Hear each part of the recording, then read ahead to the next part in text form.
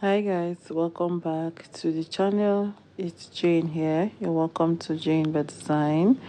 Today I'll be showing us how to sew the underbust back top that was previously drafted on this channel. I'm going to be leaving the pattern on the comment section, so I'm going to pin it on the comment section. So if you are yet to see that, it's going to be on the comment section. All right, so right here I have cut out the pieces for this pattern, the main fabric. I've cut out the lining. I have also cut out the yoke, so you know that if you watch the pattern drafting, you see that the front and the back has a yoke to it. So I have cut out the front yoke. This is the front yoke, and also this is the back yoke of this beautiful top. And also for this top, I have gone on to use two different fabric for it. For the yoke and the sleeve, I'm going to be using a crepe fabric, while for the back effect I'm going to be using a separate fabric. So for the neckline of the yoke, I decided to cut out strips of bias fabric that I'm going to be using to finish off the neckline of the front yoke and the back yoke. So this is in the length. You can just cut out as long as you have for your strips, and also for the width of the strip I have it in 1 inch.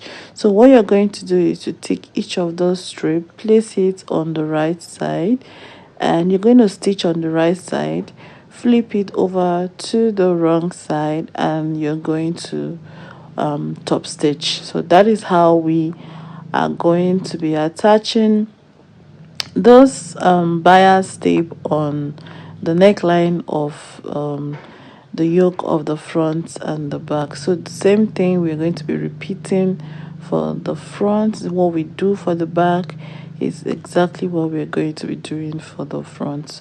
All right, so now after that is done, if you also do not want to do like a top stitch, if you don't want the stitches to show on your fabric, you can just use a hemming tip.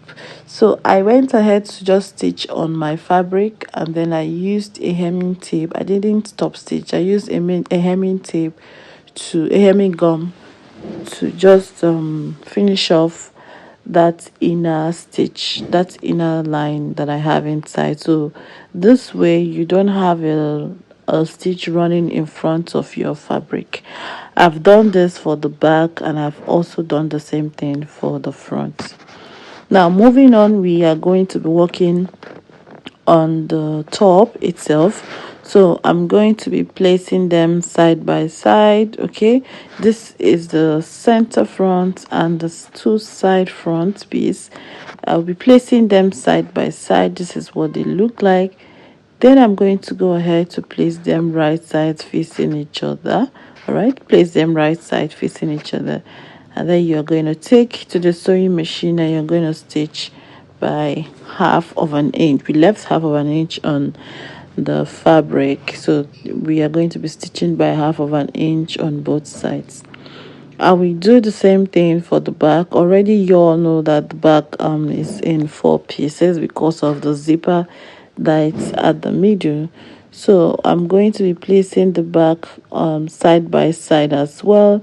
You're going to ensure to get the placement correctly. Okay, so I'm going to be placing the center back and the side back on both sides. Place them on each other, right sides facing each other. All right, and then you're going to take to the sewing machine, and you're going to be stitching by half of an inch as well. Right sides facing each other, we stitch by half of an inch. So now that we are done with that, stitching up the front and the back, we will do the same for our lining. The lining is cut out the same way the main pattern is cut out. We are going to also take the lining for the front, and we're going to stitch right sides facing each other. Right, stitch right sides facing each other by half an inch as well. Okay, so we'll do this for the front lining and we'll do the same thing for the back lining. So now after that, this is what it looks like after we've joined the fabric together. So the next thing is to work on the yoke. For the yoke of the front, if you look at the pattern drafting, we added some volume to the yoke of the front, and for us to be able to contain it on the fabric, we need to gather up the yoke. So for the main fabric, for the front yoke of the fabric, I gathered it up, and after gathering I ensured that I match it exactly with the same opening we have at the underbust area. So when you are done gathering, ensure that you arrange your gathers to fit exactly the space that you have on your opening. All right, so that's what I have done here. I'm kind of arranging the gathers so that it stays nicely. So when I take this to the sewing machine, I'm just going to go stitch up from the front to the side. So after I have gathered up and I've arranged my gathers, I went ahead to place it on my front panel, right side facing each other, and then you can decide to secure this with a pin. This part is kind of very trickish because of that middle part, so I would advise that you secure this with pins all around so that it doesn't move around when you take it to your sewing machine.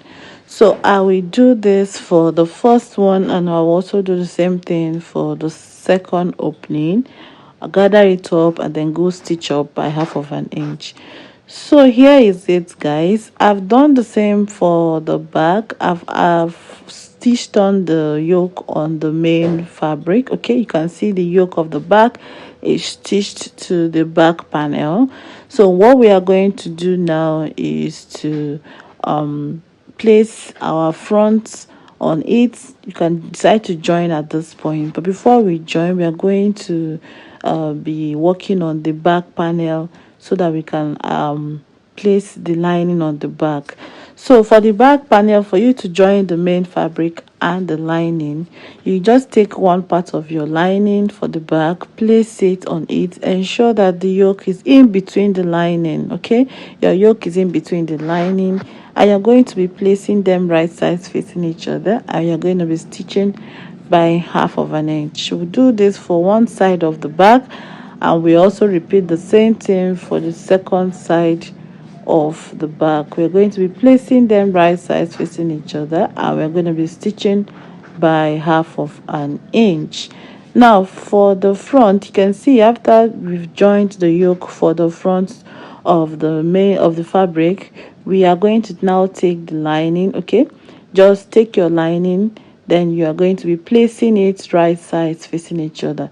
Now for you to be able to stitch your lining on the fabric, you need to tuck in, like you need to push in the yoke inside. So the yoke which you have attached to the bodies of this top, you need to push it inside so that you'll be able to align the lining properly. So after you've pushed on the yoke inside, you're not going to take your lining. Make sure that the right side of the lining is facing inside and the wrong side is facing upward. Okay, so you're pushing the yoke inside, and then you're going to be pinning your lining all around. Just stitch all around, follow the stitches from the side to the center. Just place your lining that way, and while you're doing this, I ensure that you're very careful so that like I said, it might be tricky from the beginning, but just be careful, you will get it. Okay, so after that, this is what you're going to be having after you've joined the lining and the fabric together. This is what it will look like on the inside.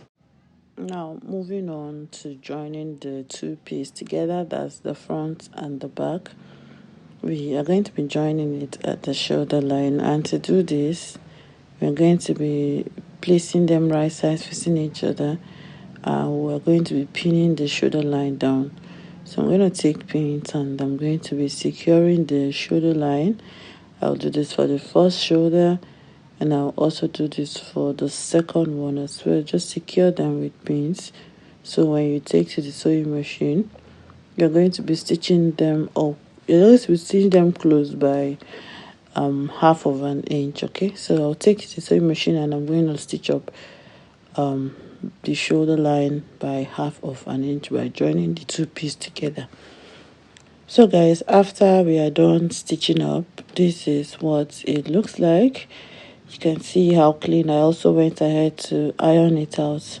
All right, so after that we are going to move on to stitching the sides of this top. So for stitching the sides of this top, you're going to take your accurate body measurement, that is your bust circumference and your waist circumference, ensuring that they are accurate. On the pattern I left 1 inch, so I'm going to be sticking up 1 inch for the side of this pattern, but you can as well just measure again to be sure. So after marking out 1 inch at both sides, I'm going to take it to the sewing machine. I also pinned it down as well.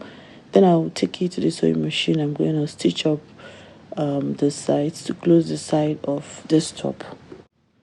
So moving on to the lower part of this top, I cut out the length of 19 inches. That's my waist circumference multiplied by 3. And for the width, I had 6 inches. So what I'm going to do is to gather the top and also hem the lower part. So I've gathered the top. I will hem the lower part by with 2 inches. Okay, so if you don't want to have much fullness as I did for mine, you can use your waist circumference multiplied by 2. All right, so here I'm going to take this to the machine and I'm going to gather up the top of the strip or fabric, and then I'm hemming the lower part. Okay, now after that is done, I'm going to take it back to the main fabric, that is to the top, and I'm going to be joining them together at the waistline. So here it's what it's looking like after gathering the fabric at the waistline. All right, so you're going to be placing it right sides facing each other on the top, and you're going to be using your pins to secure it down. All right, so after securing it down, you're going to take it to the sewing machine and you're going to be stitching up by half of an inch. All right, so I'll do this right now. So guys, when you're done joining the lower parts and the upper parts, this is what it should look like. You can see how beautiful and clean the fabric is looking, and this is what the inside looks like as well. Beautiful and clean. You can see the gathers is very full.